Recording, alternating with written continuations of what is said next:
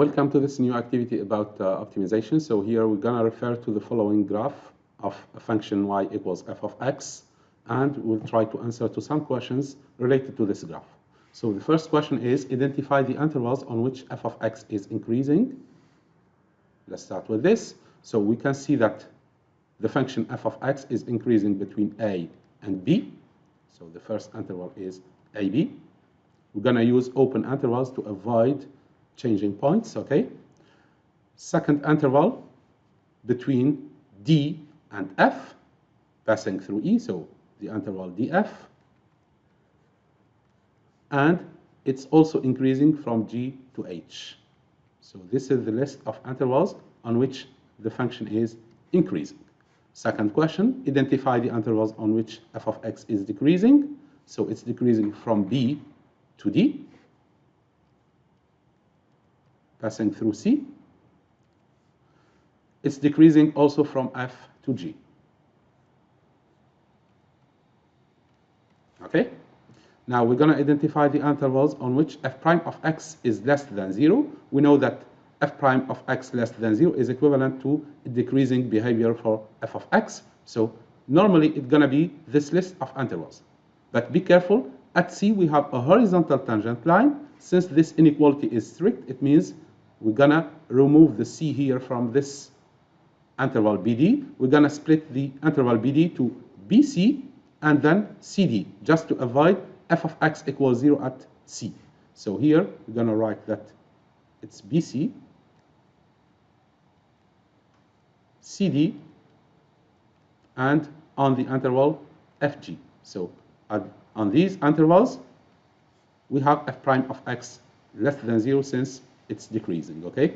Now, identify the intervals on which f prime of x is greater than 0. It corresponds to an increasing behavior for f of x, okay? From A to B, there is no point where f prime of x equals 0, so we can write directly here AB. Second interval is df. It's increasing from D to F, passing through E, but at E, the derivative is not equal to 0, so we can keep the interval df, and also from G to H. Okay, so we have three intervals on which f prime of x is greater than 0.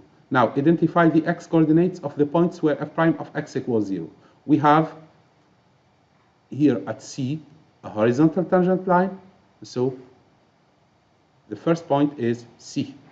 Second point is D. Since we have a local minimum here, so the derivative is equals to 0. So at D,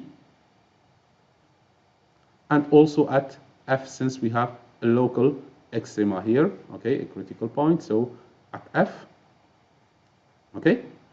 Be careful, the derivative is not equal to 0 here, is not equal to 0 at these two sharp corners, okay? The derivative is not defined at all at these points, since we have a sharp corner, okay? Now, sixth question, identify the x coordinates of the points where f prime of x does not exist. It means f prime is not defined, and we already said that it's at B and G, since we have here sharp corners, okay?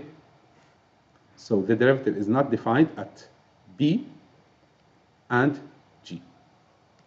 Now, identify the x coordinates of the points where f of x has a local maximum.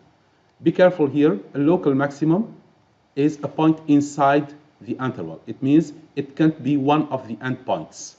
And here, the local maximum will be at B and also at F, okay? So we have two local maxima here at B and at F. We avoid, as I said, we avoid the endpoints since they are not inside the interval, they are endpoints. So we have a local maximum at B and a local maximum at F.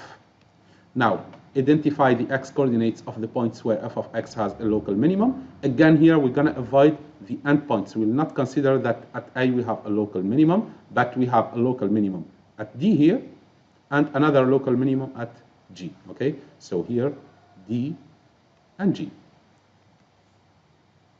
So this is a first graphing approach of the optimization process. Okay, we saw how to identify local extrema. We saw how to get the sign of f prime by analyzing the behavior of the graph of f of x. Thank you for your attention and see you in the next videos.